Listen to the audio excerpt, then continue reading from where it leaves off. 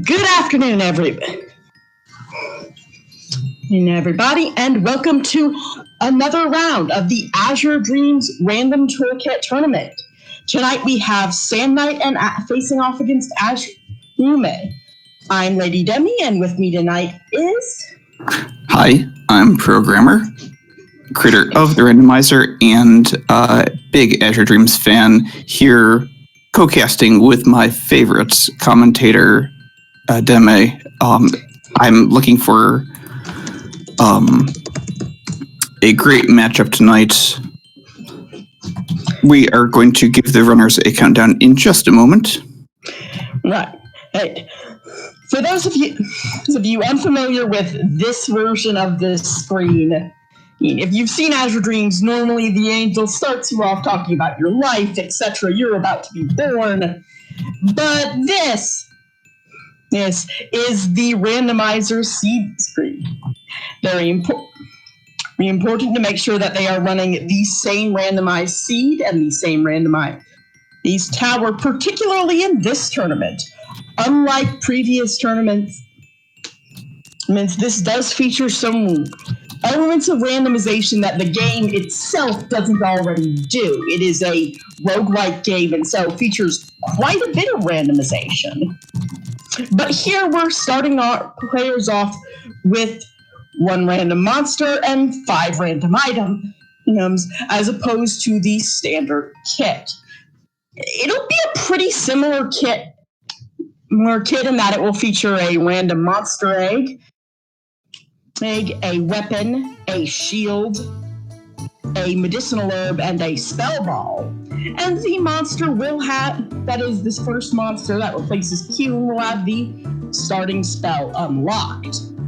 But that's it. That is... Yes. Go ahead. Is all the reassurances that one gets.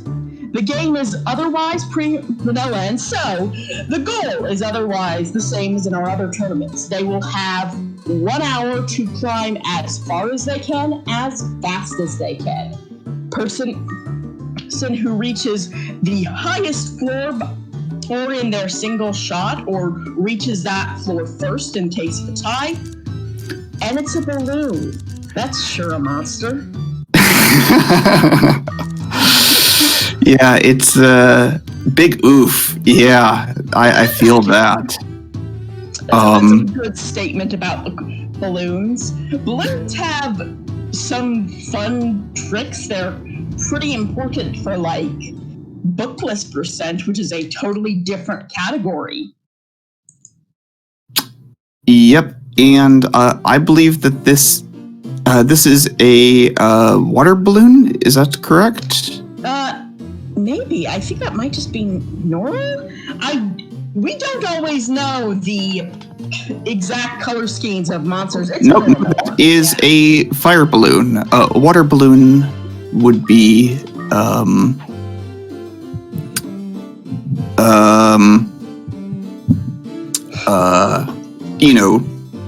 water balloon seems like something you throw at a friend. Fire balloon, I think you'd probably get a restraining order if you threw one of those at a friend. Well, it's a hot air balloon. Ah, hot air, of course. Demi, always there with the pickup. Yep. Now, that does mean it has the normal spell that you would expect from your starting familiar Kyun. Also, boy, a wood shield, and that does not look like an especially nice sword there, and they got a water ball. So this is all in all together a hard and unfair start. Yes, but at least they both have the same unfair start. That is fair as far as that goes, and that starting attack being the same does at least mean that they will have a little bit of familiarity. They're not going to have to try to figure out how to do some crazy MP conservation strategies. So yeah, that'll come in handy. In the egg was a kraken, which is not very helpful at all. Like, they could eventually fuse it into the balloon, but that's for like an element change if they wanted to be water elemental, but that's really about it. Yeah, I mean, water struts are nothing to be sneezed at. After driving the damage calculation formula and seeing how that all works, you really do get a good advantage once you are past a certain point in the tower. Ooh, a frog trap for Azureyume. Ooh, with monsters coming, that balloon is going to have to hold its own. Let's see how that goes. Yep. Okay, false alarm. Things are back under control. This game is mean, and like this is not. There's that frog trap. We can see that the runs are on the same tower, which is a lovely function of your randomizer. Which mostly is also a thing that they're going to have to worry about in a couple of floors. All the balloons have their spells unlocked. Oh, that is right. Yes, that is a function of the way that I unlock the starting familiar spell. I unlock it for all balloons. So we're going to have balloons casting breath. These hot air balloons are going to be spewing their hot air all over the runners, and hopefully they remember this, because sometimes if you start with a monster that you don't even normally find in the tower, you don't have to worry about that at all. Here, ooh, that go-up trap, not very good for SandKnight. I know he would have liked to explore floor 3 much more thoroughly, get some better resources, but maybe he'll get a good wand here. Yeah, that'll be one of the big damage differences, assuming that's a pretty good wand. Especially compared to a copper sword, wow. Like, so ordinarily, we call an especially ungenerous seed a SandKnight seed. Our seed SandKnight plays, but didn't make also SandKnight seeds for this purpose. Yes. And, I still think it'd be fun to program a SandKnight seed into the game. What exactly it would do, that's for me to know and for you to find out if I do manage to do that one of these days. That is charmingly full of menace. All right. Also, a lot of bells. They are finding a lot of bells on these first couple of floors. I think we've seen 2 holies and a familiar. It is time for the Carol of the Bells, I suppose. I've been watching my girlfriend play too much Animal Crossing. I'm like, well, what are they going to do with all that money? You don't get to buy anything in town. They could, well, after the run is over, they could go into town and pay off a house loan. That is true. Upgrading your house is a thing you do in Azure Dreams as well, though admittedly you pay up front. The builders aren't going to extend you any credit. Quite true. I guess trying to match up with one of the girls in the town would be like finding your dreamy. But I think we should probably get back to the game at hand here. Azureyume finding that go-up trap, going up to floor 4, but getting a much better chance to explore. Ooh, and now that trap working in his favor, having converted that cyclone over being a frog, you do take double damage, if I recall correctly. So that is makes an enemy that's not too difficult to deal with just a little bit easier. Yeah, cyclones can be tricky. If you do not have a wand and aren't able to do too much damage, for sure, I've lost several, not even runs. I'm not a speedrunner per se, but just climbs up the tower to just one too many cyclones. Deciding they've got their eye out for me. Yep. They're one of those monsters who I'd rate in like the mid-tier of monster difficulty of don't get cocky, kid.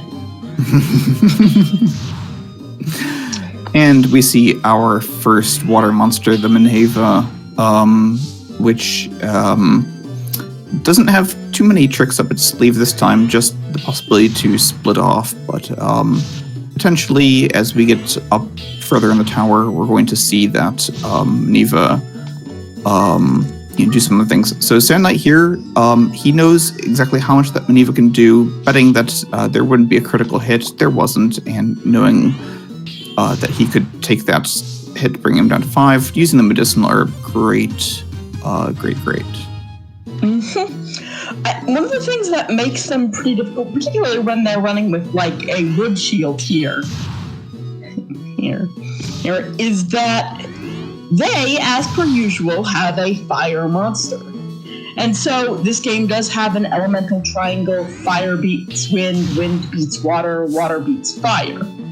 And so these are the first, but not the last, monsters that will have elemental advantage over them, which, when you're using it on Ko, that's fine and dandy. Ko does not take on the elemental defense of his monster.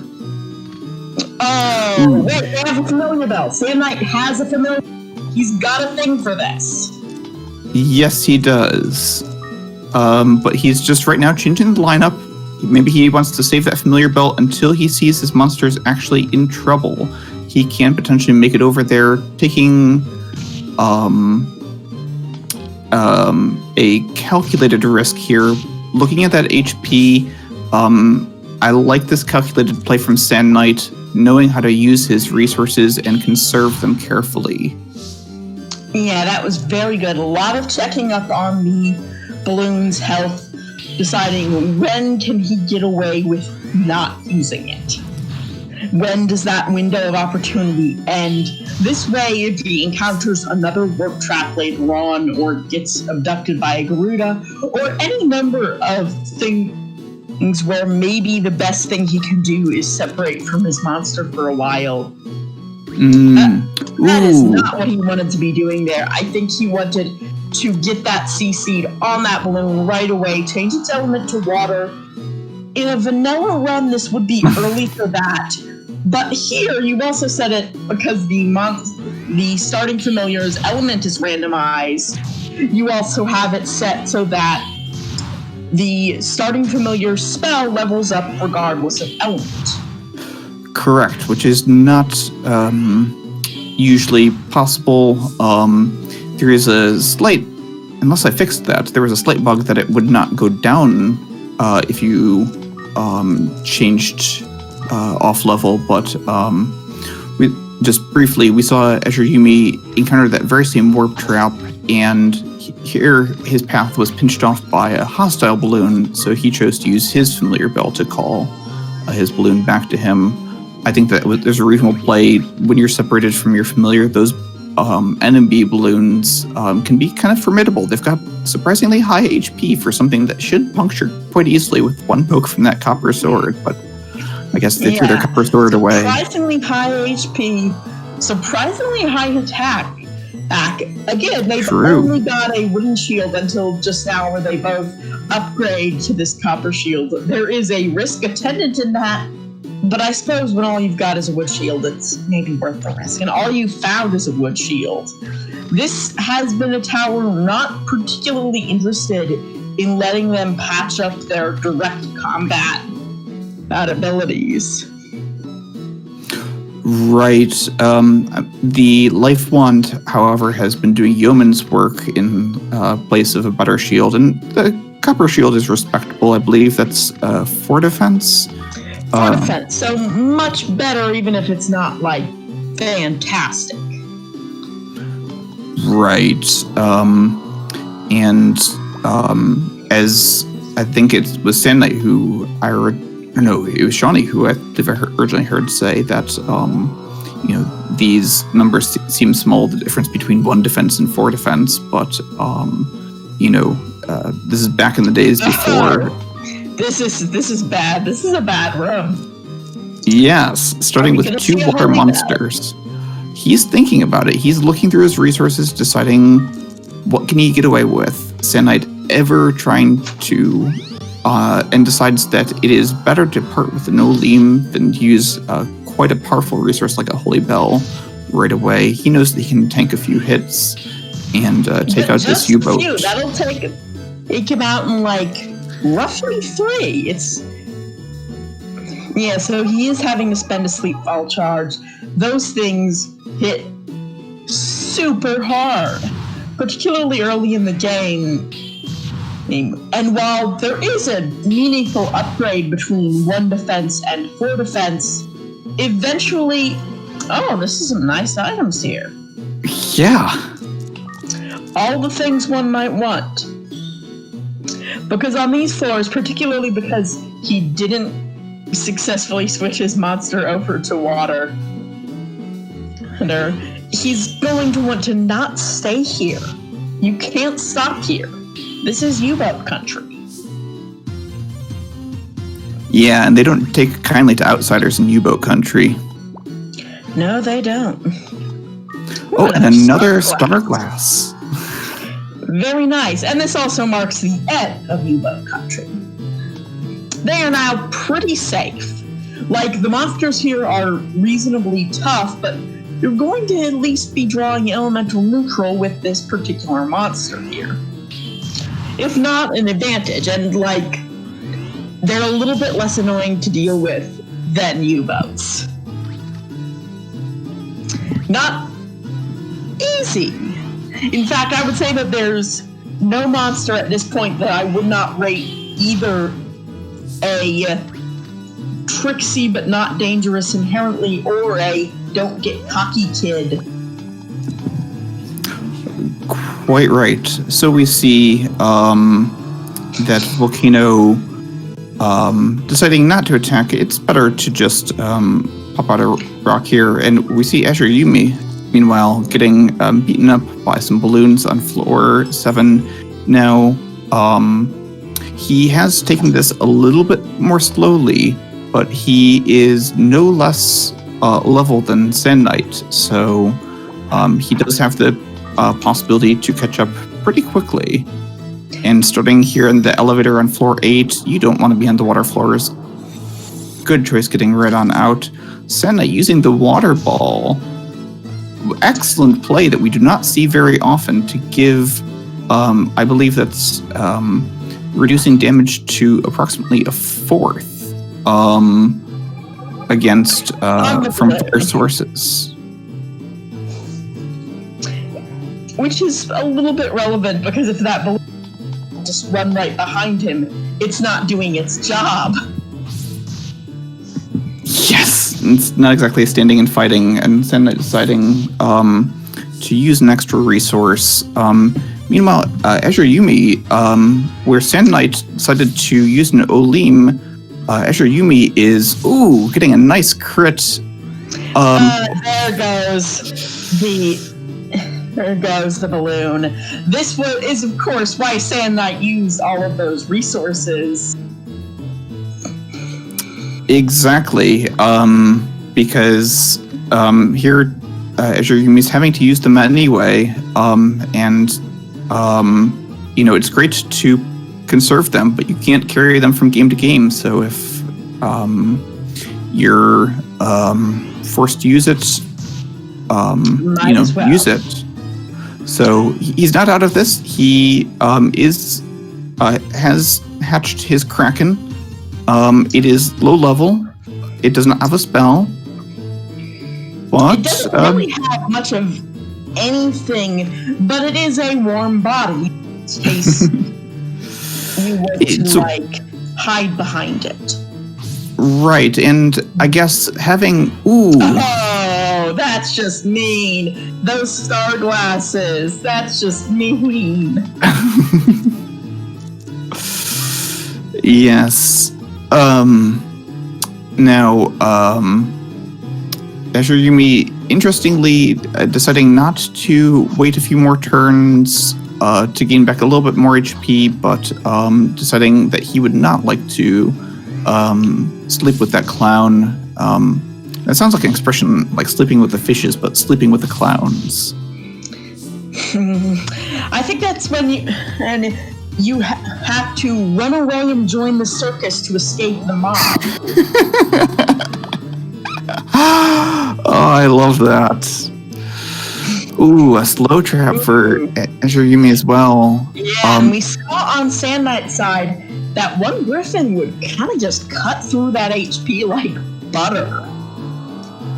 Right. SandKnight, by the way, not picking up the blue collar on floor 12 for the because floor 12 was just over in the time it took me to explain what sleeping with the clowns is.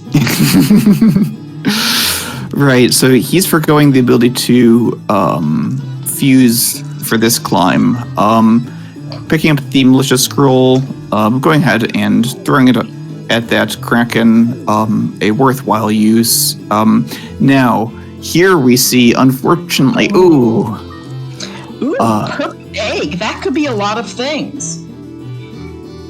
It is a volcano, which would be more exciting for Azureyume than for SandKnight. For SandKnight, it is at best a bomb. Oh no, Azureyume, sweetie. Bow trolls don't care about confusion especially well. It looks like this one does seem to care about it more than those in my experience.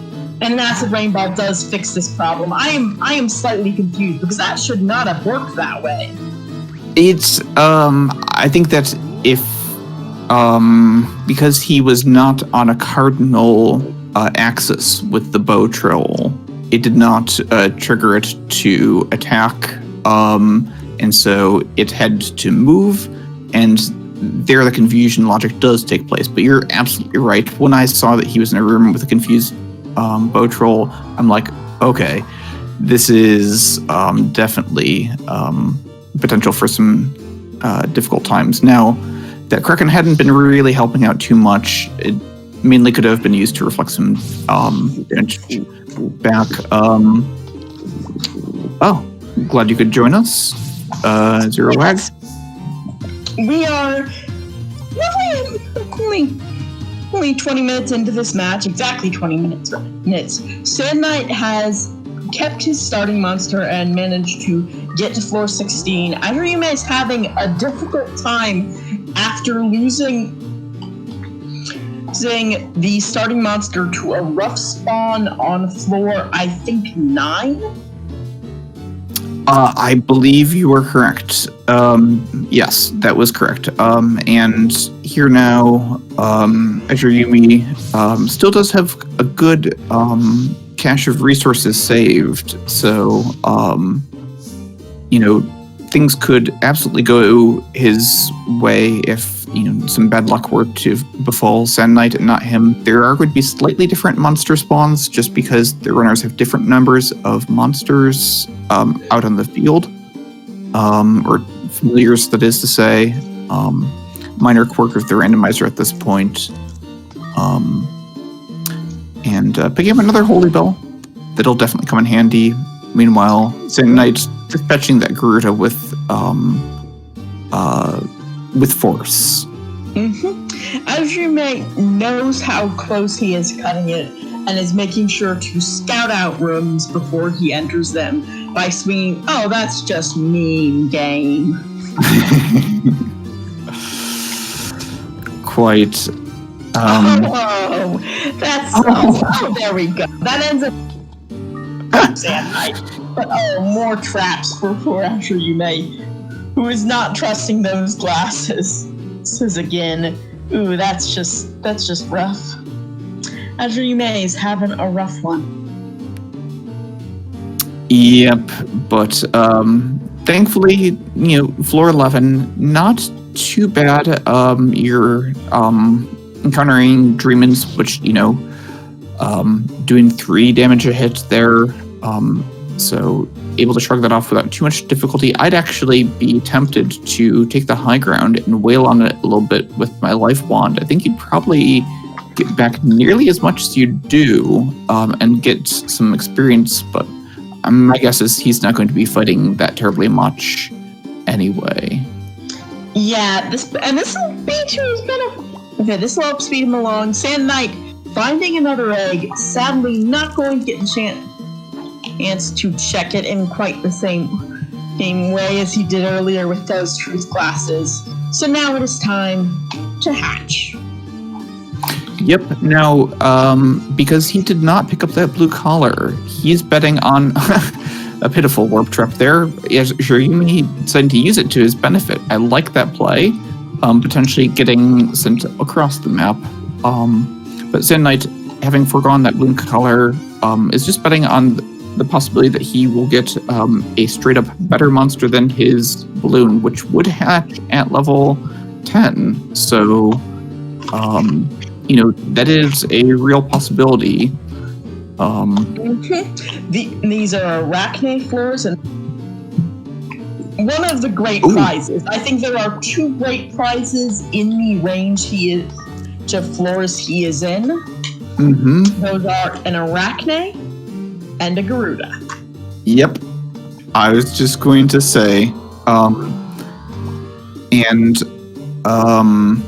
believe that's the egg there that Azureyume, that's the volcano egg, yeah. Yes, So that's not going to. Go ahead. Yeah, that's not going to. And it's an arachne. That is what you want to see here. If you are SandKnight, that is what you want. Farewell, balloon. You He's served done us. with it. I was gonna say you served us well, but he kind of did. SandKnight side. Yeah. So that arachne has double attack growth. So within not terribly long, that shield is cursed, which takes away some of the high quality of its defense. But within not too terribly long, that arachne is going to be able to do most things to death. Ooh, that is like half of SandKnight's HP. Yeah, I definitely support using the Olim there, just with if that had been a high roll, SandKnight would have been in real trouble. Yeah, thankfully he knows he still has charges on that sleep ball. They spawn with 4 to 7 charges, and I think that's his possibly Second. His fourth. Oh, that's only his second use. You might be right, and I might not have seen some of that. Quite right. They never expect the second arachne. Either way, this strategy is. Oh no! That is unfortunate.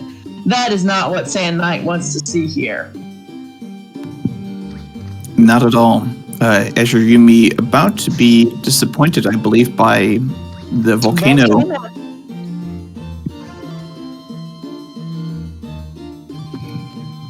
But this is at least a particularly warm body, and saying farewell to that Kraken not going to do him any good to keep that around.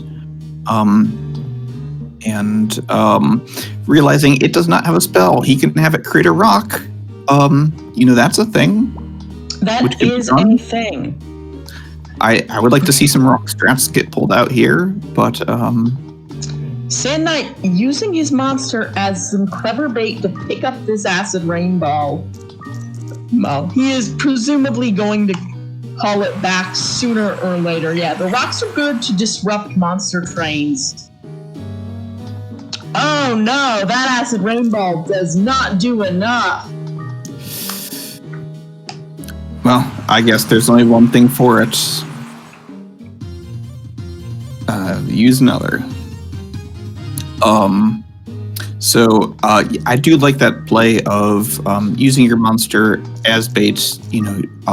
It's going to be able to attack and do quite a bit of damage, and has enough life to take a few hits.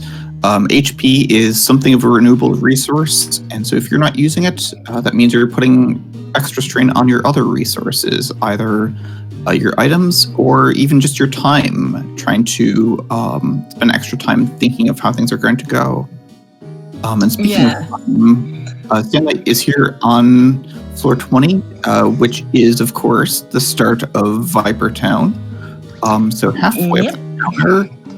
The tower, quite a few formidable foes here. Quite. He's mostly avoiding them at this point. He is eventually going to probably need to either use some resources, get lucky enough to be able to keep chucking things around, or maybe start actually using that Arachne to attack. It is very good. I don't think SandKnight necessarily wants to take the time or risk to do so. Yep. So that blinder trap, clearly SandKnight had studied the room before he became blind, knew exactly what he needed to do, and that's a great execution. I love to see that from a player, that they're just able to make a plan and execute it, confident in their button presses, even without seeing what they're doing.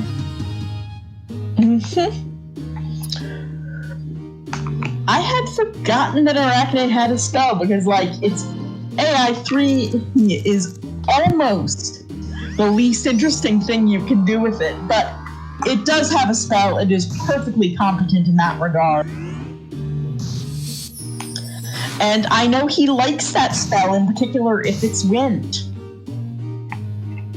That is true, yes. I'm sure that he would be looking for a seed to go ahead and change that over. And the one downside to the water version of the spell, while it does great spell damage, it is quite... So it's really good against fire monsters. It is quite slow. You have to wait for both of those animations to go through. Yeah, that is the less ideal aspect of it. There's that wind seed. SandKnight in particular loves this strat. It has the ability to paralyze literally anything it hits, except for things which are immune to paralysis. And Azureyume, making good use of that Holy Bell, drawing monsters into the room. Unfortunately, there is not a clear exit. Yep. At least not right away. I was just about to say that the spell does have 100% accuracy, and then of course SandKnight's attack misses the 99% chance to hit. But you're never completely safe in Azure. Quite right. The tower just wouldn't be the tower if you were safe. Interesting that he doesn't even feed it to the Arachne, as a precaution, as a thing to do. Yeah. Well, I think he's focusing on going quick here. He's making good time. He's on floor 24 at 31 minutes, so... Oh dear. That Mahel seed could make things a bit tricky. It does not immediately put him back up to speed. It takes a turn. Right, but thankfully a turn he did have with the extra space. With the extra space. Go ahead. Nothing. Carry on. I was transitioning over to Azureyume here, who was trying to figure out what to do with that bow troll, and now is surrounded by a flock of Garuda. I think we decided maybe a conversation of Garudas, like eagles.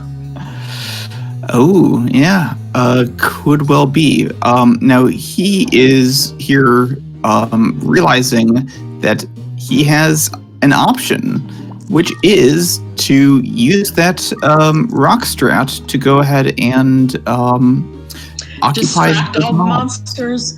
Not quite in the right position to block the way. That would involve being a little bit closer, and that volcano's just a touch behind. But it does act like an ice rock ball. It does preoccupy the monsters. Right. I've never quite figured out the AI that seems to make the and bagging the volcano to be able to pull it out there without it potentially suffering extra hit from that Newell, which would have done significant damage being a water monster against a fire monster and all. Ooh. SandKnight taking a big hit there from that Viper. He does not want to take another one of those, but he does have an Olim in his toolkit. Knows. That is sadly the last Olim. Yep. So he does have some holy bells left, but in a hallway, a holy bell is only good as something you can chuck. And that is not much use at all, basically.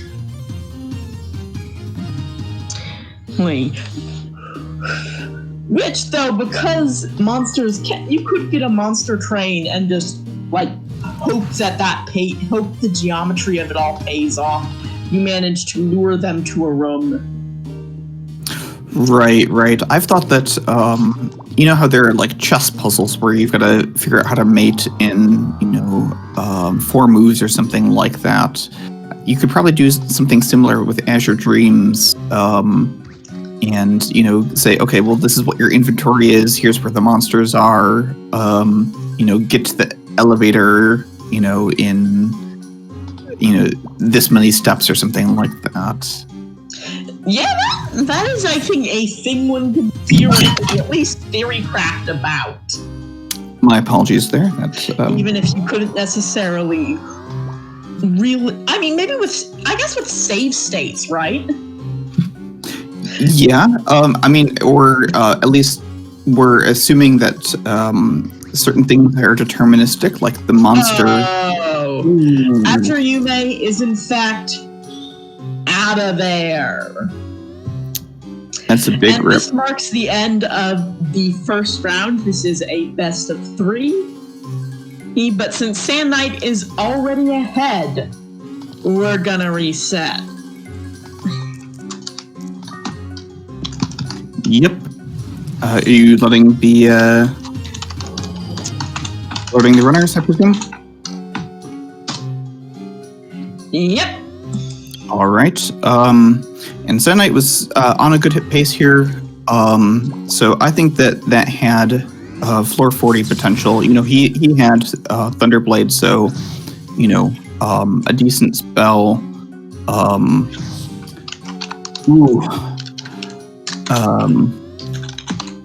But we will get to try a whole new set of floors where anything can happen. We'll also get new starting equipment, as well as a new starting familiar. So I've not caught all the games in this series so far, so it is really exciting to me to see how the runners are adapting to these monsters. Yeah, I think there's a lot of potential in this tournament for interesting choices, and that is usually what I like to see in a seed. I like to see a situation where the runner either has 2 lackluster monsters or 2 equally viable monsters to choose between. Or possibly some funky decisions they could make. I think I am also going to take a small bio break, but in the meanwhile, chat, what do you think's going to be in this next seed?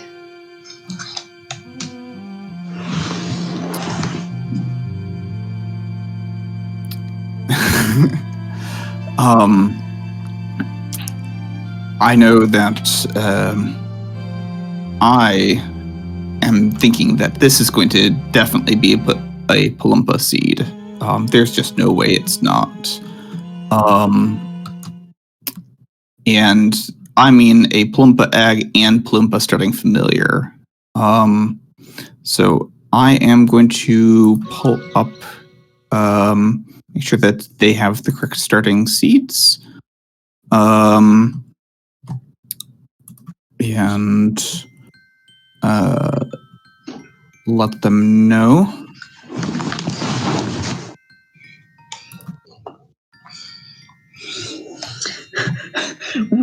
Dog and Unicorn. That is, I think, a pretty good sample size for that sort of two very different monsters with different levels of sort of viability possible. Wee Dog has, as I'm pretty sure, just your standard default spell if it unlocks. Oh yeah, I need to pull up my guide here to see what those spells are. I believe that the Unicorn has the AoE, and the Wee Dog has the sword. You know what I would like to see actually at some point in this tournament? A situation where where there is a Wee Dog paired with some sort of monster that is like really great but has high MP costs. I want to see the meat get used. I want to see the Wee Dog's ability to create wheat. SandKnight is blaming SandKnight today. Which, come to that, is maybe a little sad. Don't blame yourself, SandKnight. We'll blame you for you. Self-esteem is important when everyone blames you for everything.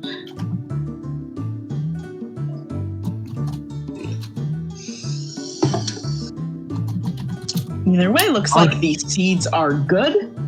Yep, just confirmed. Right now, Azureyume's frame rate is at, I think that's not frames per second. I will let him know that, just to make sure that there's... Right, that, or maybe Azureyume is clicking off screen. It's hard to say. Either way, something is happening so that nothing is happening.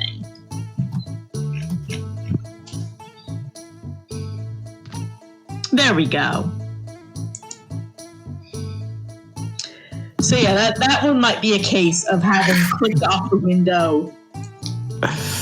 Right, and SandKnight showing the co-boat trick there. Yep, Co can partially clip through the floors like a U-boat. Submerged into the depths of his home's floor. Yep. Alright, so I have had Currybot start the countdown.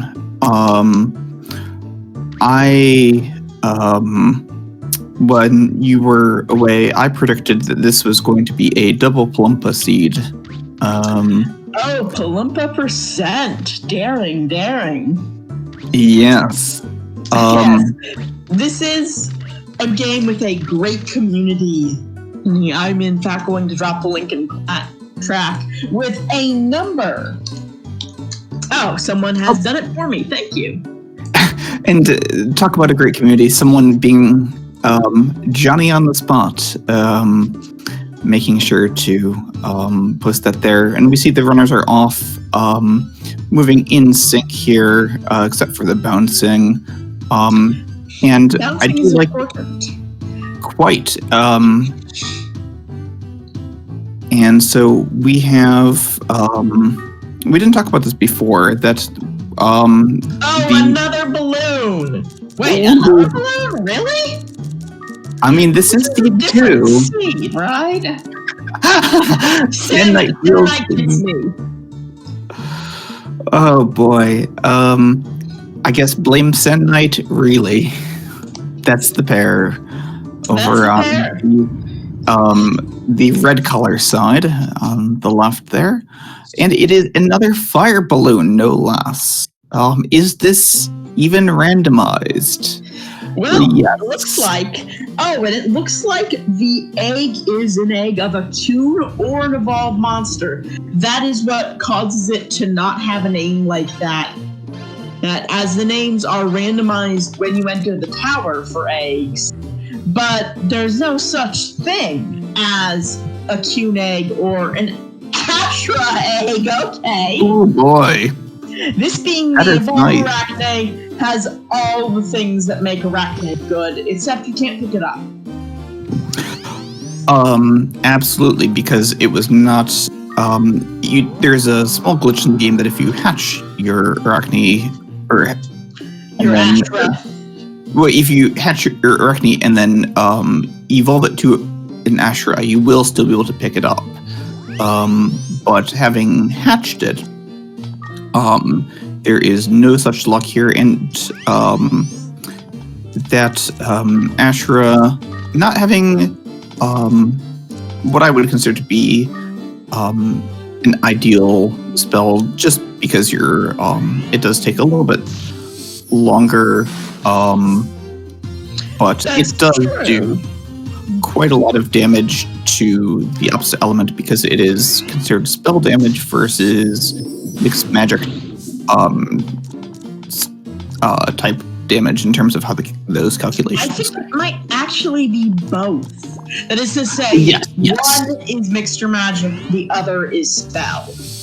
That is quite true, or at least conventional damage. But so as you get a little bit of best of both worlds, especially if you were using like an elemental weapon like a fire sword,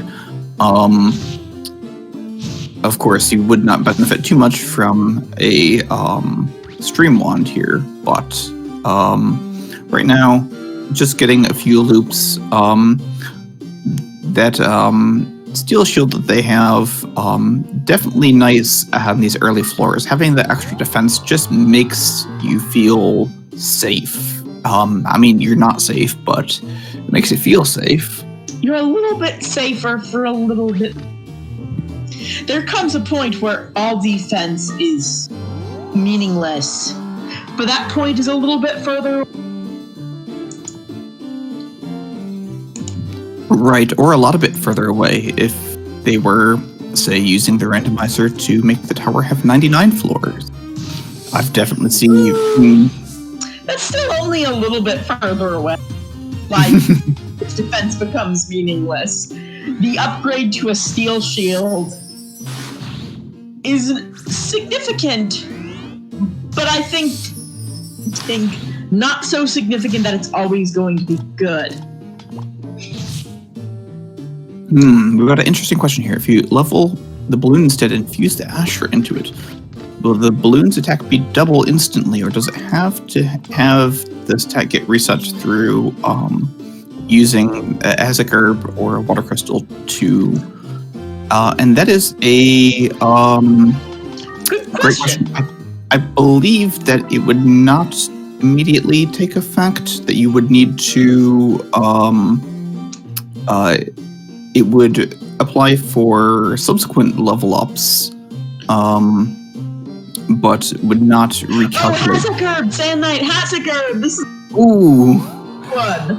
Luckily, he went back for it. So, the way, hey, Astra and Arachne, and, like, also, basically all of the monsters that have some doubled max thing effect,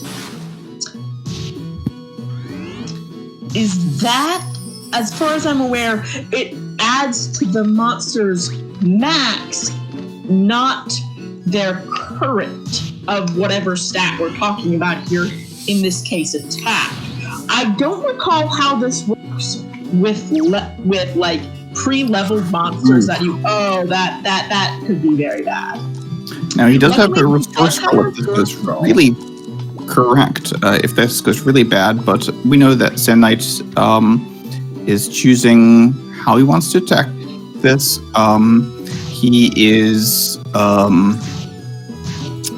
moving back carefully considered. I think that was absolutely the right move not to panic. And he's trying to see what's its HP. Can I potentially get close enough to bag it, or can I do something to interfere? Chooses to use the sleep ball. Definitely a good move there. Making sure that cyclone is... Oh no, it immediately woke back up, but that one turn was enough time for the Ashura to finish it off. Right, we've got Gen 1 Pokemon rules here that waking up from sleep does use your turn, so... Unless you're an Atlas. Quite right. Naploses follow special sleep rules because they are sleepy boys. And sleepy girls, presumably. True. No.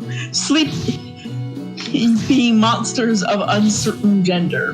Maybe they don't even have them. You know, that's a good point. So we see here Azureyume coming through that floor 4, finding some of those same items, using that blue sand on that steel shield, turning it to a diamond shield in all but its rust-proofness not being there. So extending its viability into a few more floors. Mm-hmm. Yeah. 4 damage from a cyclone hit, that's not bad. No, it's really not. Now, that is interestingly changing the player's psychology a little bit, it seems, that they're perhaps taking a few more engagements than they might otherwise want to take, knowing that they're safe. So, playing a little bit more slowly, perhaps. I mean, of course, they'd still want to be exploring these floors, but... Well, Azureyume still wants to be exploring those floors. It is a little bit harder, I think, to say to what extent SandKnight does. I think I probably still would not want to explore the U-boat floors fully, but might be more okay with exploring these floors, this floor here, for example.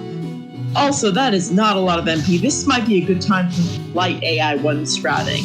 But I think that oh, right, that was a...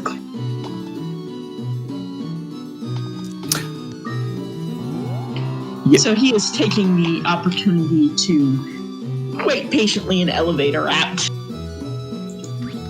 And that's a good move, even with the water familiar. Some of those familiars, ooh, and there's that warp trap. Welcome to about the same room that SandKnight got warped to. Here, Azureyume takes a little bit of a different path based off of the monsters that were on his tail, and he's stuck between a few different cyclones. Yep, this is exactly why that they are of a difficulty level of don't get cocky. This is one of those scenarios where things could go very wrong. Azureyume not actually controlling that his Ashra doesn't move away, but not getting punished for it either. Yeah, I believe that it will essentially kind of wander like a wild monster while it is lost, looking for you, calling out your name in the darkness alone. Yep, also that is sure a train SandKnight has. Ooh. Yeah, and not a train that I would like to get on.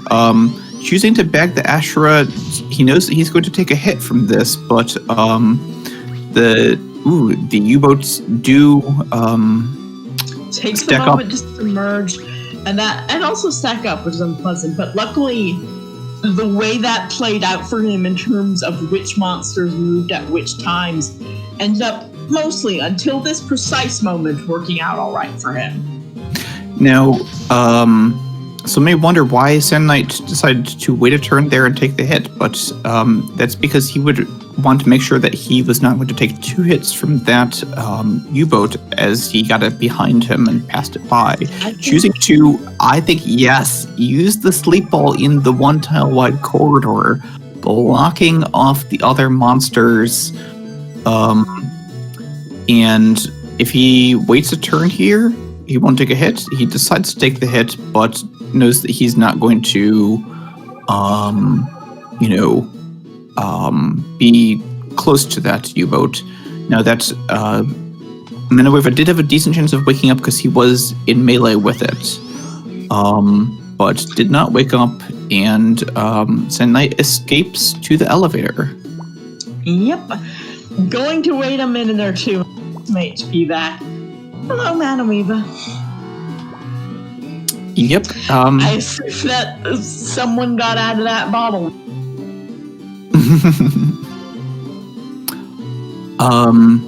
So far, things are staying fairly close. SandKnight's just coming now onto floor 9, but that was a fast elevator. Oh, that is sure. This is sure a room.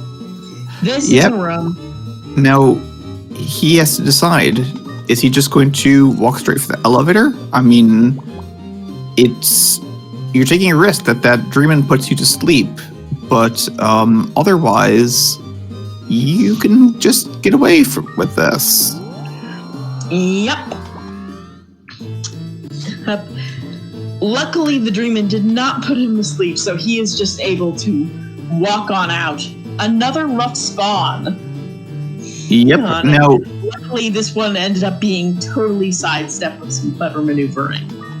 Right, and Azureyume will face that same rough spawn on floor 9, but because RNG is reset, frog trap.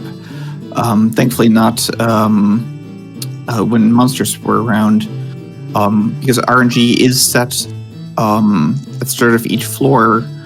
If Azureyume takes those same actions, assuming he's coming in with his Ashura out, he will encounter the exact same result, not get put to sleep. So, but he doesn't know that. That is just something that we personally know.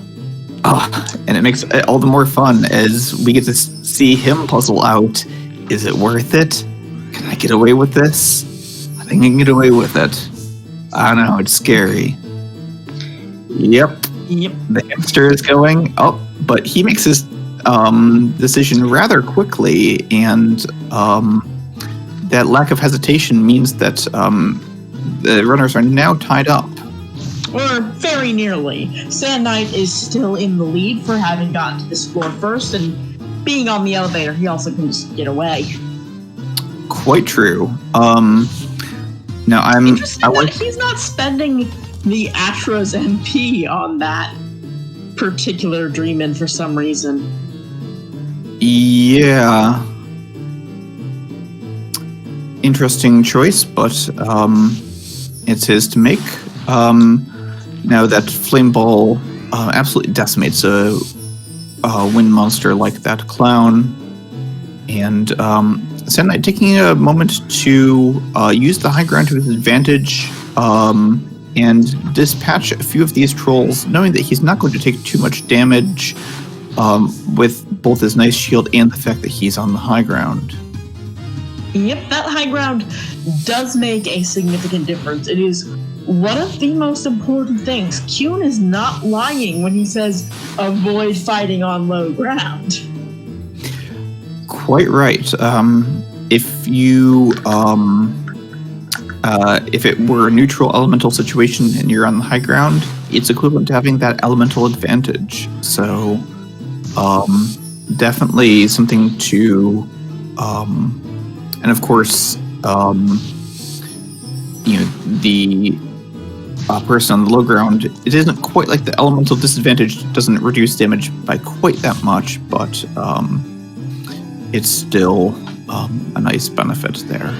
SandKnight, oh no, that's like the saddest thing that could happen, given what SandKnight is very clearly doing here. That is to say, he's very clearly, I think, trying to get some levels, probably use that Hazak herb, and just have an unstoppable death machine. Right. Luckily, it didn't actually work, and so did not erase all of the XP from level 8 to eventually level 9. Because that is how the clown spell works. It basically resets you to the very end of your previous level. Yep, and there's some shenanigans you can do with lowering levels, but nothing that we'd see in a run like this. Ooh, they just SandKnight not picking up the stream wand.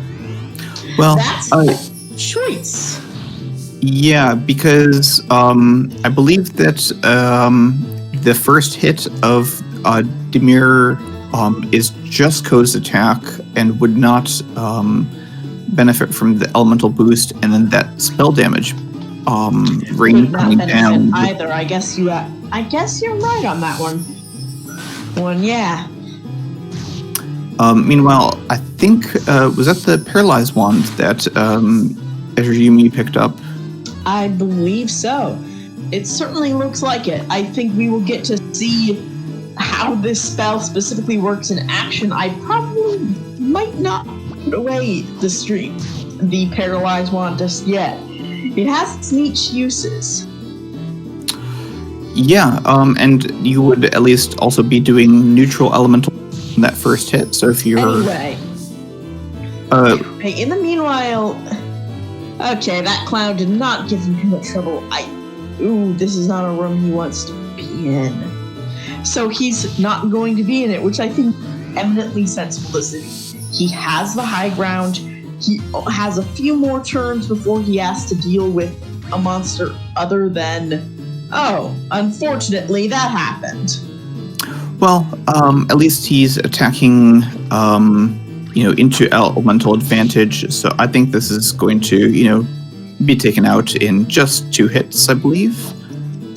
Yep, there we go. Looks like it is a pretty manageable fight. I think with a little bit of AI1, yeah, Azureyume may not getting the full advantage of that extra hit on. We saw the fun effect of a bow troll. Yeah. Are both very smart and not very smart at all, and so will shoot at you if you are in range of them, regardless of all other facts, if you're within a line of them. But their crossbow bolts are like projectiles, in that they're not an attack specifically on you, so much as they are an attack in the bow's line of fire. So if you dodge, the shot will keep going. If there's something between you and the boat troll will also keep going. Right, and it can even miss one person. We're about to see if Azureyume is going to pick up the lead temporarily, but taking a moment to do some inventory management, and yes, actually fighting up a little bit, or choosing not to, perhaps. Just stealing, I think. Yep, so SandKnight still has this tiniest sliver of a lead. We are very close together here. Absolutely.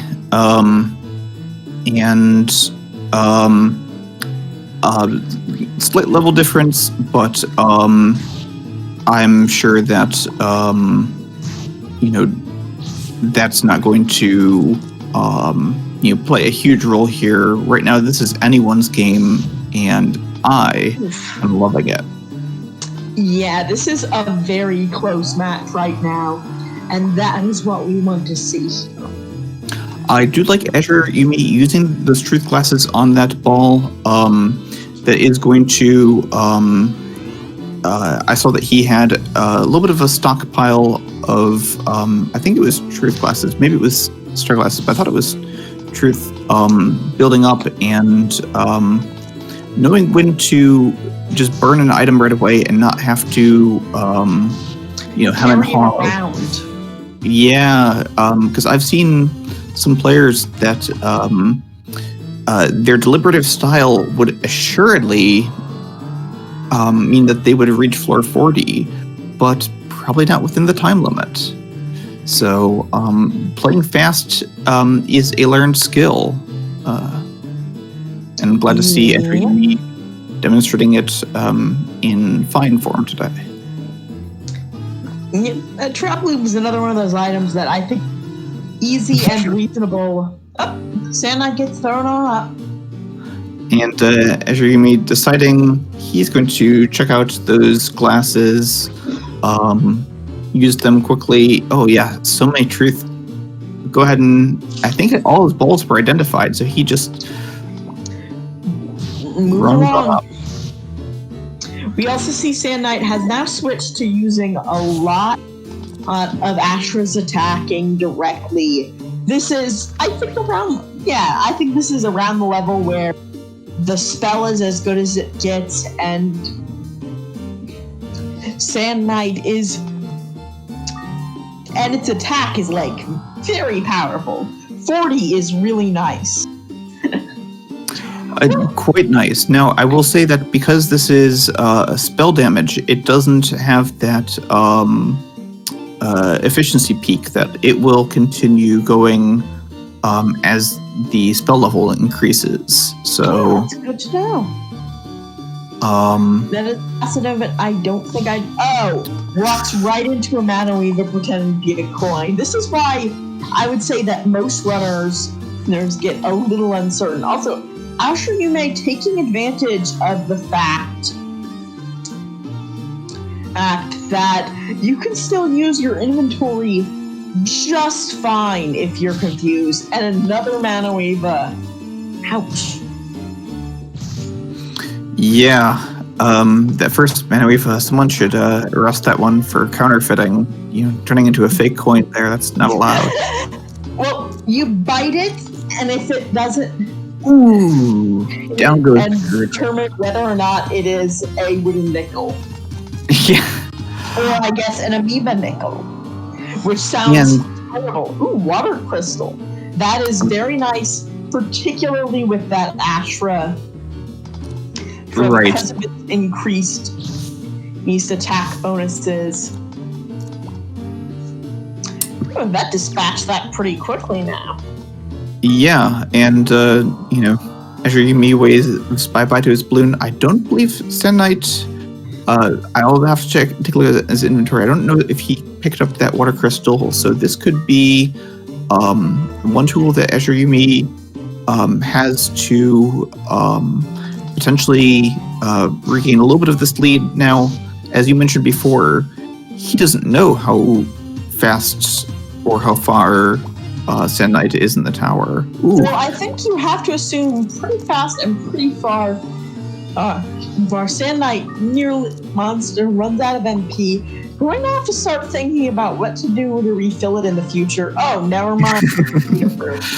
Yeah. Scratch that. Erase it.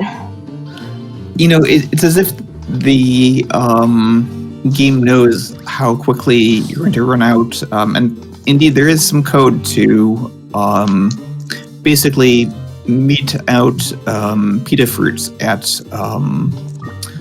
semi-regular intervals. So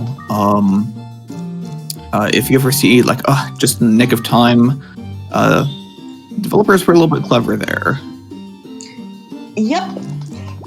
Septic asked earlier in chat, who thought this game needed a randomizer? And the answer is sort of that the community at large thought that what we needed was a de-randomizer, something to ensure a seated tower like this. Oh, that's not the best thing to have stolen, but que sera, I suppose. Mm-hmm. Anyway, that what was needed was a de-randomizer, but that was impossible. Azure Dreams level programming code is very weird. And then you figured it out and solved it. And once you're there, once you've understood how to manipulate the code enough to de-randomize it, to make things less random than they might otherwise be, well, why stop there? Quite. And, why not, add some items to the game, like the ability to turn on portable elevators, or let you go ahead and give Ko super strength so he can pick up all the monsters and push all the monsters. All these are options and more. Yep. Hello, Reduce. Well, I hope you enjoy watching. Well, not all. Some of the community has joined through finding the game later or finding game through this. It is such a common refrain in the community. Oh my goodness, someone else has heard of this game. It is, I think, a cult classic that has now found its cult. Quite. But we're friendly cult. None of those. Our Kool-Aid is actually just Kool-Aid. The tower is a cruel enough mistress that we don't feel the need to add any further cruelty into our cult activity. Quite. SandKnight, they're hitting a few bad traps now. He was first turned into a frog, now hitting that sleep trap, and not able to do anything as his Astra just gets taken from him. He does still have that restore scroll, if he remembers. So I know right now. That is the elemental triangle there, folks. Quite, but if I had to take a guess, with each one of those hits, that unfortunate Manueva coming the opposite direction. Right. Yeah, it is a super intriguing little game, and I do agree that like a remaster would be really cool. I would like to see another game in this vein, like properly in this vein, as opposed to things that claim to be in this vein but were not. Indeed. One thing that I will suggest is if you have not tried the Game Boy Color version of Azure Dreams, I think it's worth a play. Growing up, that's the only version of Azure Dreams I knew. And a few years ago, I was just watching a little bit of my favorite Twitch channel, SpeedGaming, and I saw, what's this? There's a PlayStation 1 version of Azure Dreams. Lucky day. And, it was, I believe, the first tournament that was run for Azure Dreams, and I haven't looked back since. Story. I remember I had the Game Boy Color version of the game for Christmas one year.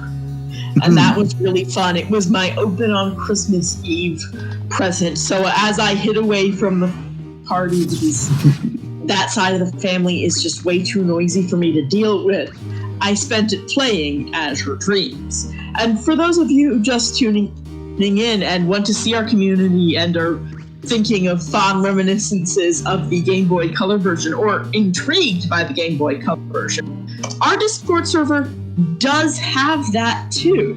It has a community for the Game Boy Color version. You don't have to be a runner to join. It is just for all people who love Azure Dreams in any form.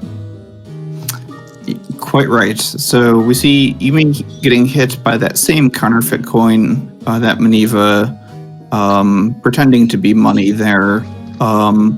It is not, though, a Maniba. SandKnight getting bullied a little bit by that stealth, but he's using his favorite combo.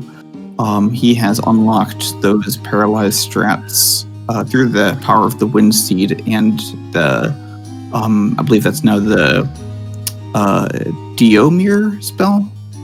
I think that is most likely the case. Spell change. Running into a lot of hidden stealths tonight. Luckily, Candice. There's that kind of mean spawn. She may trying to decide exactly how much Arachne attacking he wants to do here. How many hits can it take, etc. Astra attacking, rather. Right. Now, it is in the elemental advantage compared to those wee dogs, which are fire enemies. Here he decides to pop a sleep ball charge, a reasonable course of action, because that picket, although it does have the elemental advantage, is still only going to be doing 1 damage per hit. No! Did not check its HP quite enough. Right. They do have that restore scroll. Hey, I didn't realize there was a new leg somewhere. more stealths. They are just all over the place. It's today. Yep. Unfortunately, blocks can't be paralyzed quite so easily. Luckily, a flame ball will take care of that. They are very vulnerable to that particular form of attack. Quite right. I always thought that stealths looked like quite a big monster to be able to be picked up, but SandKnight, realizing that are hollow. Come again? Oh, their shells are hollow. That is my new theory. Oof, So- that is unpleasant. Yes, and that's SandKnight deciding to have his Ashra do a little bit of attacking. Knows that HP restoration is going to be a big help there. A great deal here. By the way, say hello to the one floor return of the pickets. They are there because you can talk to the guy who runs the pool in town. He will tell you the sad story of how it got stolen by a picket. That's on floor 25, a very special white picket. Quite right. So And obviously pickets have to be on floor 25 for that to work.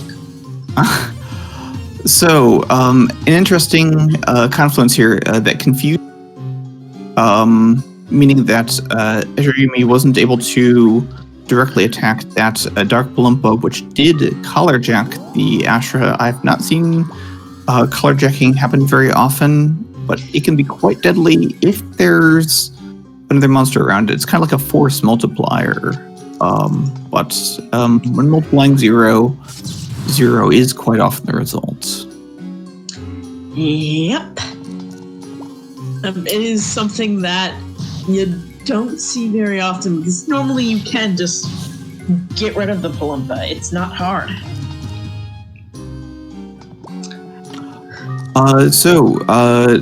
If you were to throw the fruit, the Roche fruit. Roche fruit, thank you, at a picket, sadly, I believe you will still get a standard picket out of that affair, but it would be interesting. Oh yes, I definitely suggest picking up this game. You can still find it on your used electronics websites of choice. It's a little bit expensive, but I think it is well worthwhile. Just make sure that you don't try to buy, I think there's like one new copy on Amazon somewhere selling for like $500. So probably not.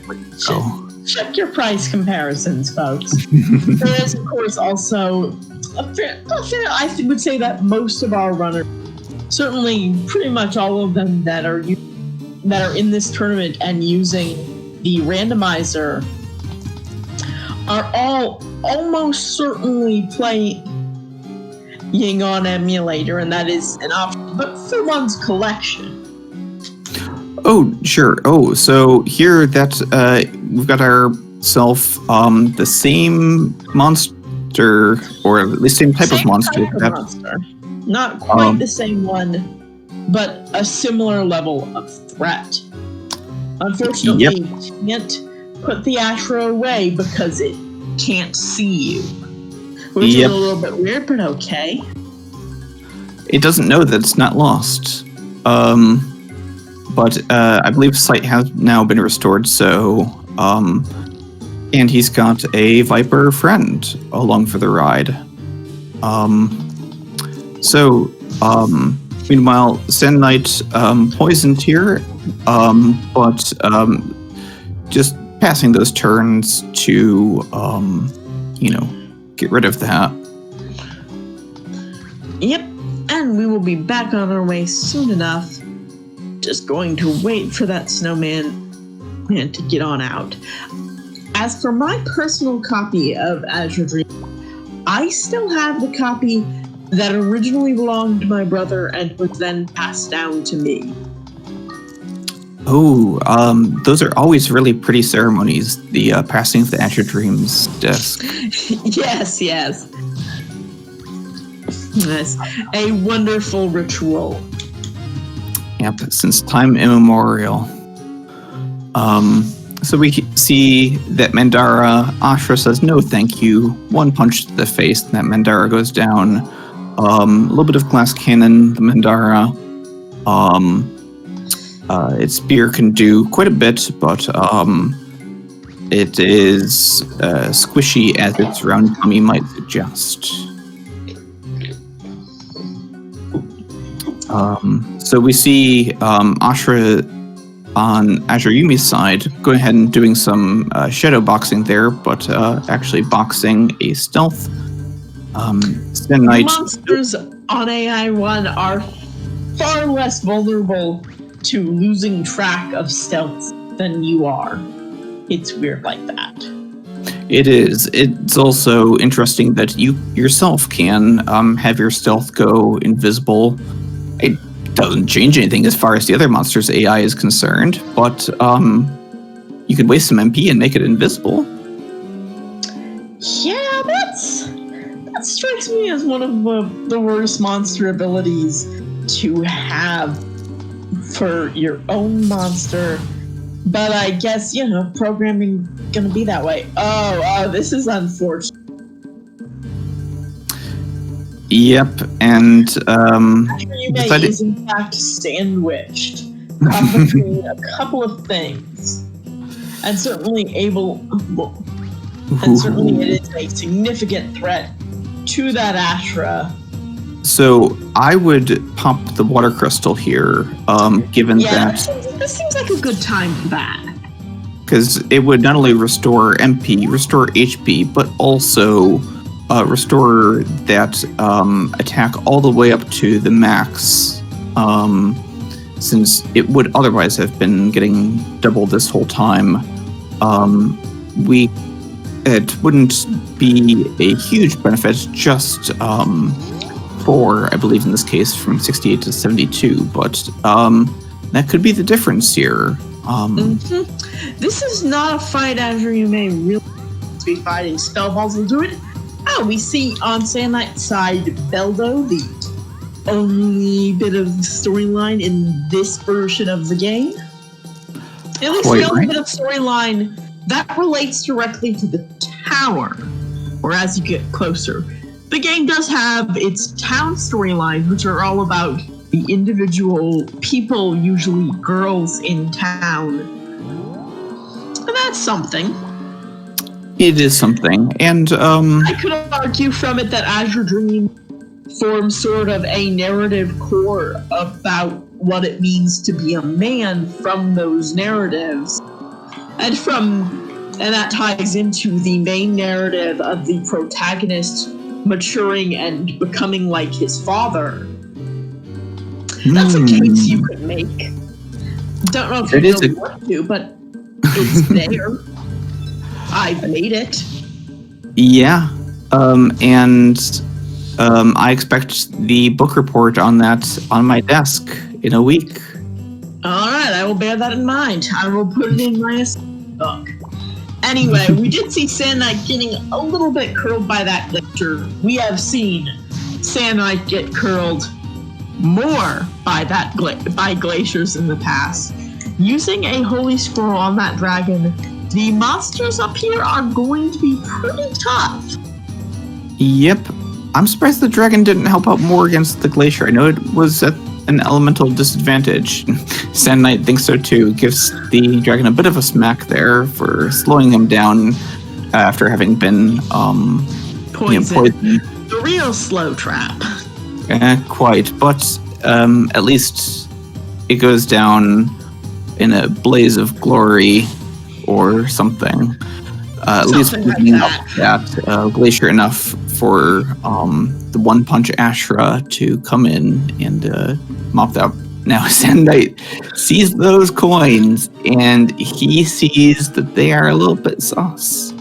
Hard to tell from the size of his minimap whether one of them vanished when he exited the room. Not be surprised. I think so. I think I only see 2 dots there, so I think we had an imposter among us there. Is that what the kids are still playing these days? Probably close enough. We gotta get some topical references in here.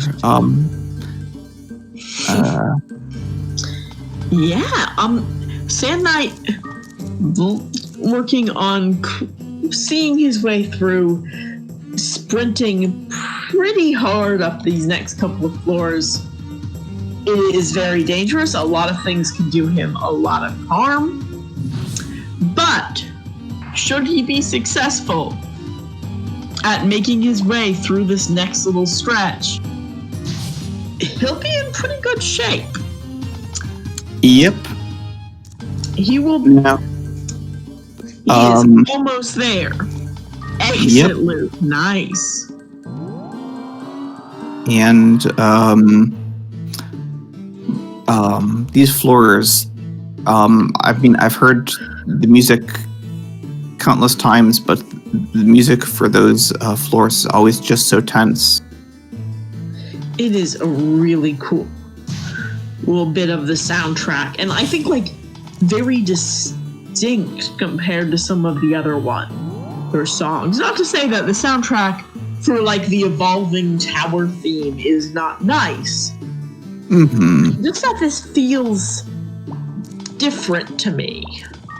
Right, and now here, I've always thought of this as the ascendancy track, reaching a higher plane of consciousness, and we'll see if we see some of those big brain higher consciousness plays out of SandKnight, choosing to move diagonally there, so he's not having to risk a breath by using that binding ball.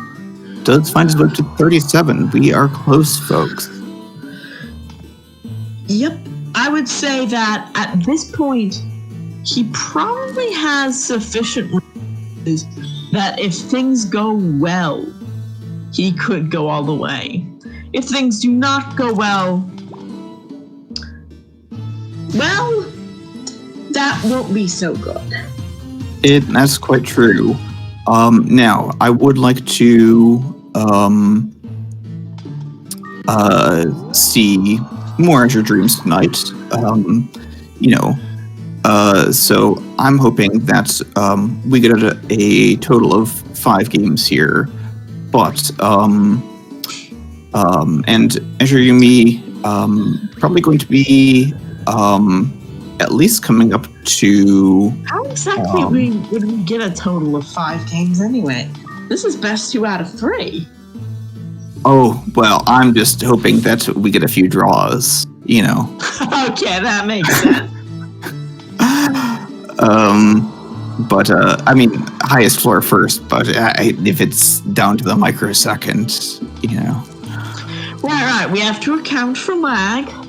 Yes, exactly. That. SandKnight here on the final floor. I am moving to the edge of my seat here because this is going to get tense. In between 2 difficult monsters, his Ashra is fighting at the elemental disadvantage against that golem. No, not the case. Elemental. Oh, that's right. He's got the Wind Ashra for those paralysis strats.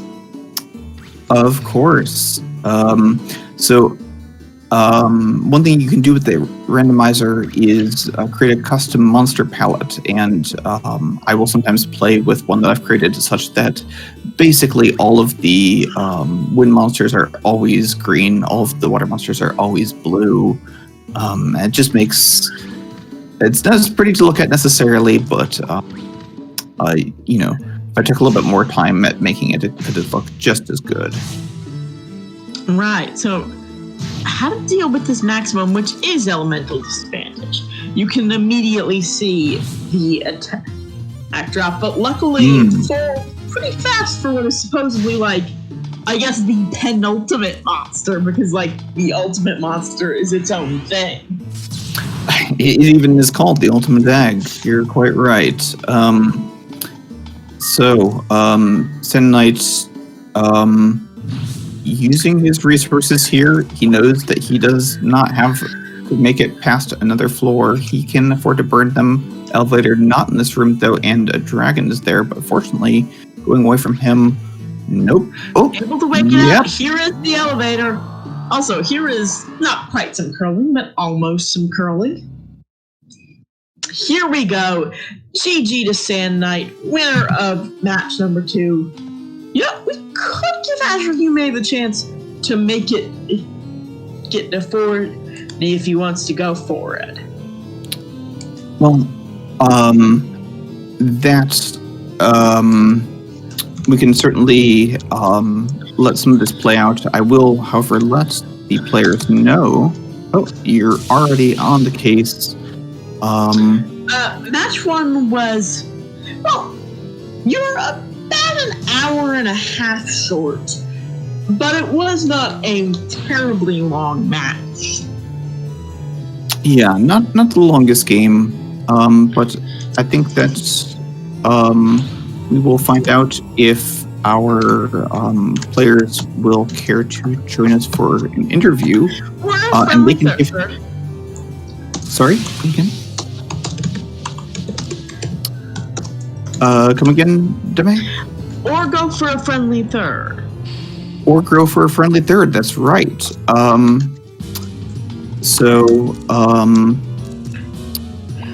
I would like to see more Azure Dreams, but it's always up to the runners. Yeah, like, while Azureyume must have been thinking he's doing pretty well here, he is doing pretty well here. Glacier running into a being on now floor 35 at 48 minutes in, he definitely has potential. Yep, this could go all the way. We will see. Yep, so we will let Azureyume try to clear here. Looks like we will be seeing a friendly third.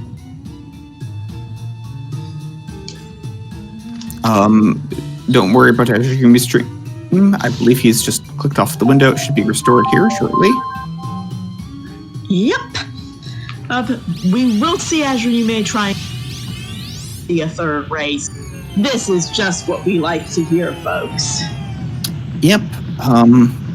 And while I think those friendly thirds are always good sportspersonship, it's perfectly acceptable if someone is not up for a friendly third, and so we always make sure that the runners are up for it. It can be emotionally draining to have quite all of the stress knowing that people are watching your every move. Evaluating it, the strain and effort, particularly when you get on a really good run line fist, your nerves can be quite strained. Yep. Now, we did see that Yume did unfortunately stop his clock, or reset his clock, but SandKnight is still going, as is my own backup. So we will be able to give Yume a final time once he presumably clears this. We will see how this ends up going. Go ahead.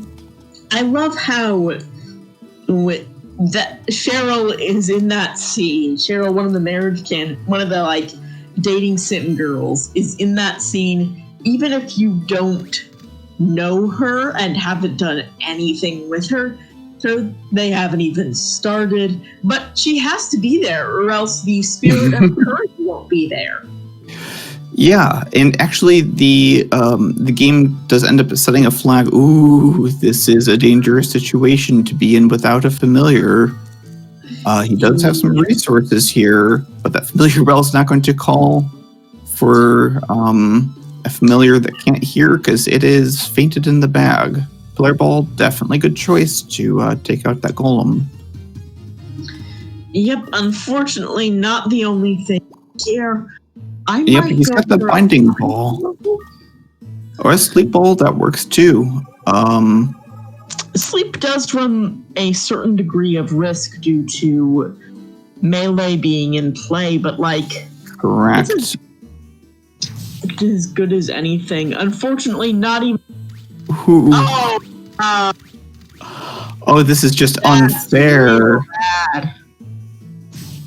All of those monsters chasing after that poor frog, which hasn't done anything to them yet. Yeah, and probably won't because there's the elevator.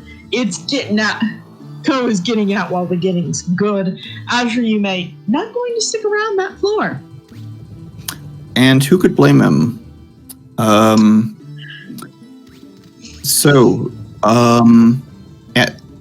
floor 38 at 52, almost 53 minutes.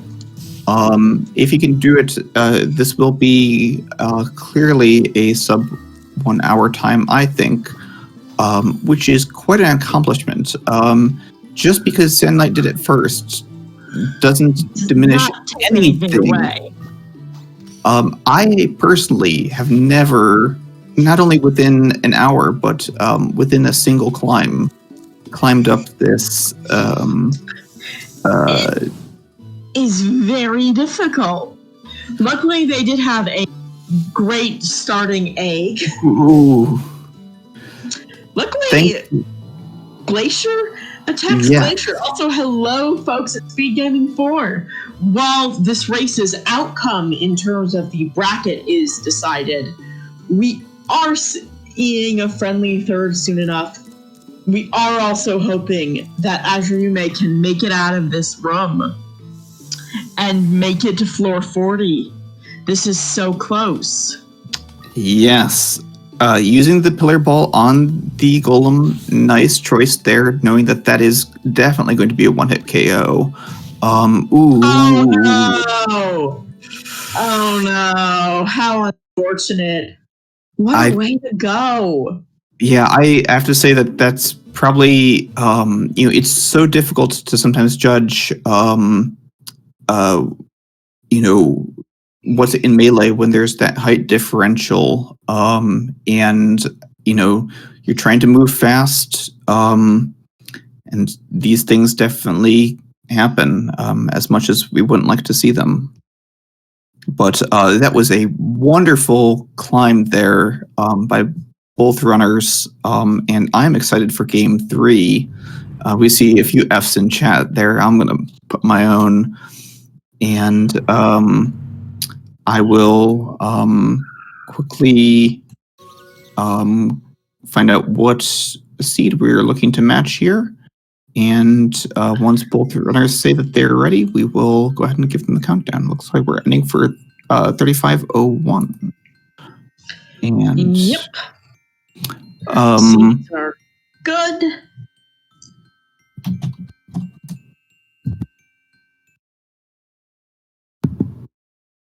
All right.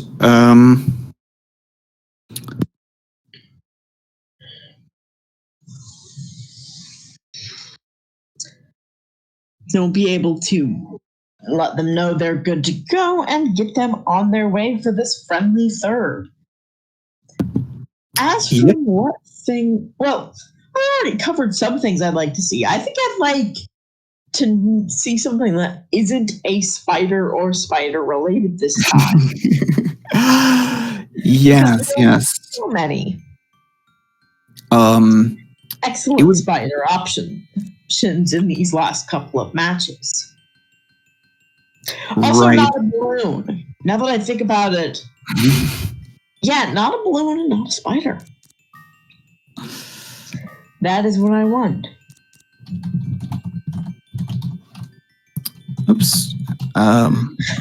SandKnight naming his character after the friendly third. That is nice. Always good manner out of SandKnight. So we have given the runners their countdown 2, 1, and they're off. We've got a little bit of our stream delay here to make sure that we can have everything matched up and nice, but they will be running off here shortly. And I would, I concur. I think that having that combination you mentioned of a monster with a high MP consumption spell and a secondary monster of a wee dog where you can use that throw meat strategy would be something I'd like to see. Oh, we see, hello, SandKnight, you devil, you, using the Vita fruit and choosing to go for glitched entry, skipping talking with Kuhn, relying just potentially on whatever familiar he gets from the egg. That is nice. A kid is basically Kuhn plus. Azureyume naming that. Azureyume making it so that they are Blaine and SandKnight.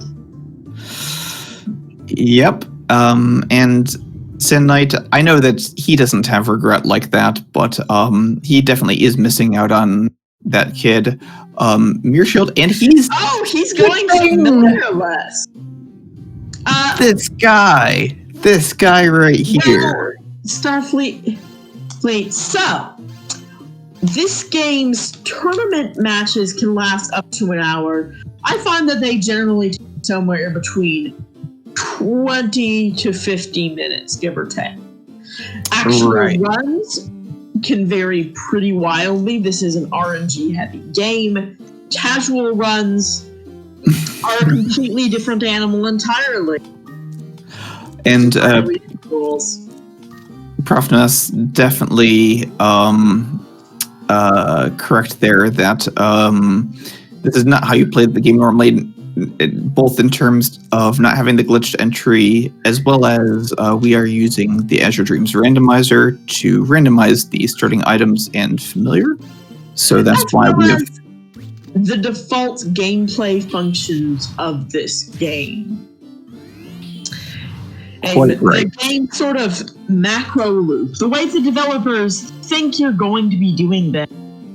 Ooh, SandKnight, knowing exactly how much he can take, but he is playing with fire or playing with a flame there. And that mirror shield nicely bouncing the spell back at the flame. You love to see it. You'll love to see it when it happens, because it does not happen all that often that you both have a mirror and have a monster that casts a spell at you and have that bounce off, since that is luck related. So many things in this game are luck. But yeah, there's the plot and the town building and the dating and the catch 'em all. And that's all really fun. And any percent just sort of, which this is mostly based on an 80% run, more or less condenses it down to just these elements. Oh, SandKnight almost in trouble there, not getting quite so punished. Mana Weavers do have a slightly AI, so might be able to lose it, but not quite getting there. Ooh, that's bad. Luckily, he does have a Mahel, but as you mentioned before, it is going to get 2 attacks off this particular round, and especially when you're on level 3, that hits hard. That does hit hard. Now, the community does have categories that deal more with that other stuff. Some of them serious and some of them jokes. In the category of real categories, we have the very rare 100%. Oh no. Oh, Acid Rainbow hitting all adjacent enemies. He knows how to handle that hallway range on it. Very nicely done. Yes, very careful movement. Now, that was a capital resource that he did use there, but that's his prerogative, his call to make. I was hoping you get a white sand there to restore the charge on that acid rain ball, but blue sand, shield. And you may not quite getting as low. Right, but for potentially taking a few more fights, Azureyume has already found the elevator on floor 4 and could be up to floor 5 just as soon as he's done with his exploration of the floor. So not too far behind, despite the fact that he's been taking a few more fights. His fights are a little bit shorter to have that kid helping out. Quite right. Was compensated, and SandKnight, I think, blew through some things pretty fast on those first couple of floors. Correct. Now, of course, SandKnight is actually at a higher level, just because he's not having to share experience with his kid. You know how kids are, always demanding experience from you. Yep. Being a single monster parent. Way. Hey, in the serious percent, we have bookless and the very rare any percent, or 100%. The difference between the two is that in bookless, you're not dealing with your little sister's monster book, which requires you to own or in some other way deal with every single monster in the game, and that takes so much time for so very little difference.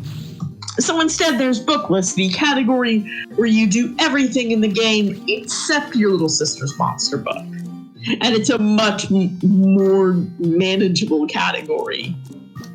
Right. I think that there have probably been fewer times where a run has ended due to a soft lock of a monster evolving at the wrong time. Ooh. SandKnight playing it risky. In the terms of more jokey categories, this community is great about inventing silly categories for their own fun. There is girlfriend percent, which is how quickly can you complete one of the girl's little side plots. That's and have her as your girlfriend. And curry percent, which is as part of one of the girl's side plots, Cheryl's, there comes a point where Ko says something, she is bothered by that, and Ko can either answer, sorry, curry? Yes. And curry percent is getting to select curry as fast. Correct. And of course, if you pick the wrong option, well, the run is invalidated. Oh, SandKnight. I don't know if he can. So he would have to hope for a miss here on one of those balloons. Man, that is rough. He's deciding whether he wants to use an ice rock to potentially pull aggro and hope for a miss on the other one, I would guess. He's kind of juggling around from his items here. Meanwhile, Azureyume cleaning up a few Manuevas. He does try putting down the ice rock, but no. There he goes. All Azureyume has to do is find the elevator out of this floor. And that is the friendly third down. So, should not be too difficult. He still does have quite a range of items available to him, even being on water floor. But of course, he does not know that all he needs to do is clear this floor. From his perspective, he's just playing a normal match. He had no idea that SandKnight was going to be a little rascal and decided to go entirely familiarless. Ooh. What is this luck? Azureyume missing twice in a row there. Now, of course, a steel sword does not have the best accuracy, despite it being, of course, what you pick up for assured victory. But just in terms of sort of meme runs, earthquake percent was always fun, where you don't use any elevators, you just ascend through natural earthquakes. Turtling mechanics. Yep. So Azureyume, and by pressing the X button there, has won himself this friendly third. Let's get some GGs in chat, and we will inform our runners and invite them in for an interview if they're so inclined to join us. Yep. Going ahead and giving Azureyume his one pita fruit there to indicate. Yep. As Azureyume puts it.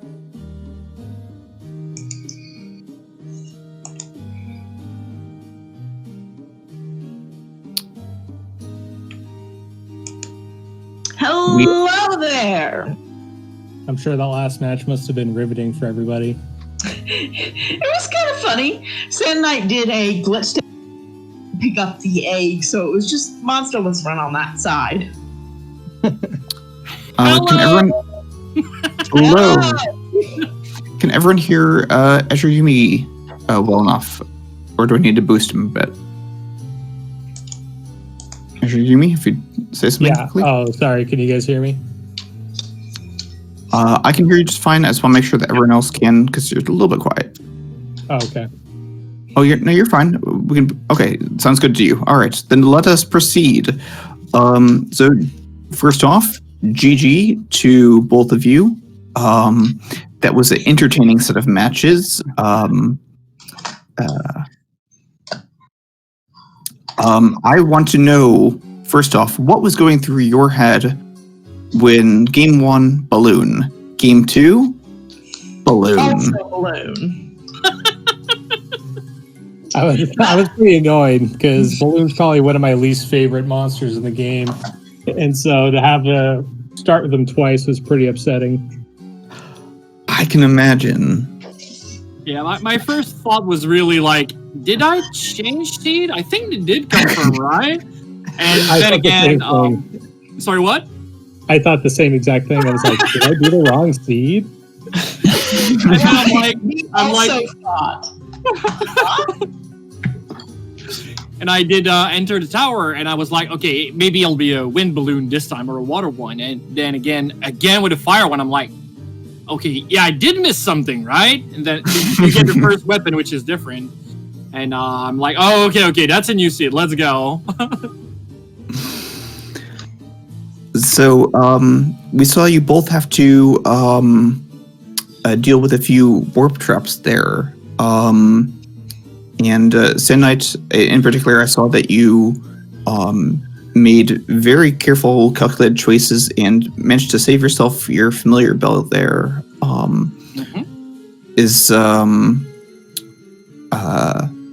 What do you credit to being able to get a 40 clear on that second match?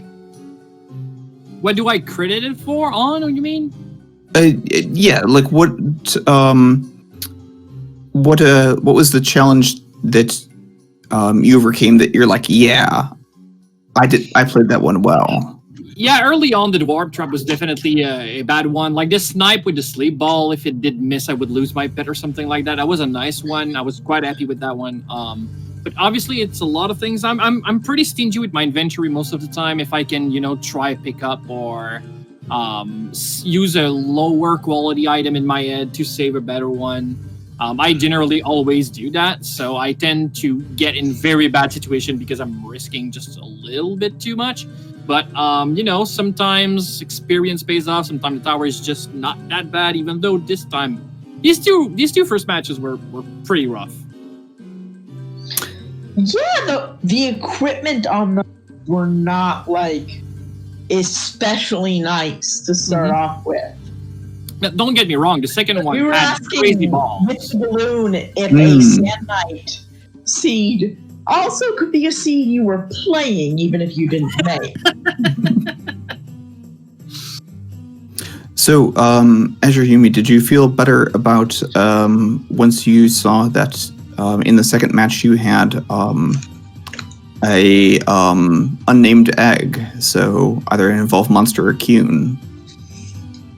Yeah, the second one, when I hatched the second egg and realized that it was the evolution of the Arachne, I was like, okay, well, I can do this. This thing is a beast. So I just instantly started using that. And I mean, he carried me pretty hard through the tower. I thought I was doing pretty well in that one. And you were. You made it to floor 39. That's pretty great. Oh, okay. Oh, yeah, nice. I was going to ask, like, how close was he, but pretty close, man. Pretty close. Yeah. He was on floor 33 when you hit 40. Oh, yeah. And then, once you're on the 30s, you might as well let it try and play out. Mm-hmm. Absolutely. And we're glad that you did, because you just get to see a little bit more of that super tense action. And it looks like you also picked up the pace a little bit there, too, on those last several floors. I lost my familiar, so it was, just trying to run to the finish line. But I remember on floor 33, because I have Discord open on my second monitor, and at that point, it's like, okay, I haven't heard anything yet, so it's either good, it's probably a good sign. And then I see Lady Demi typing. I'm like, okay, it's either I lost or I won right now. And then as soon as I see the GG, it's like, no, this far. Oh.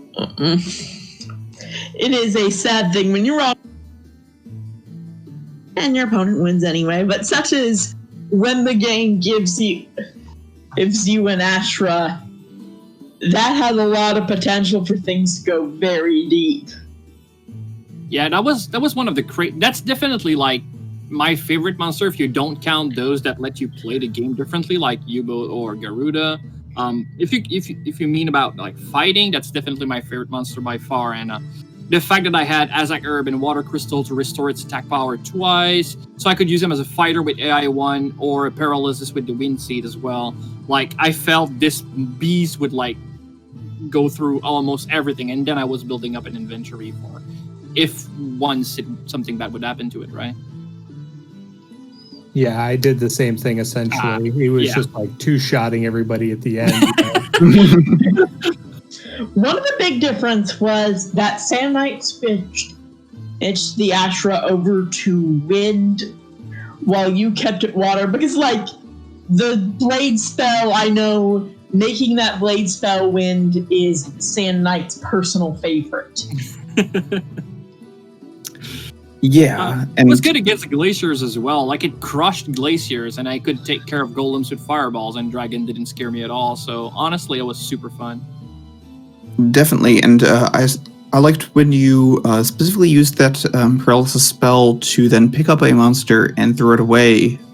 You had been previously having a little bit of difficulty. It didn't like being picked up a few times. Yeah. And that's definitely good game knowledge there.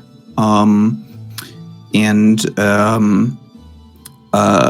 one of the places where both Deme and I were on the edges of our seats, hoping for you, Azureyume, when you were in, I think it might have been the first seed. You were in a room with a confused bow troll, which had just taken down your familiar.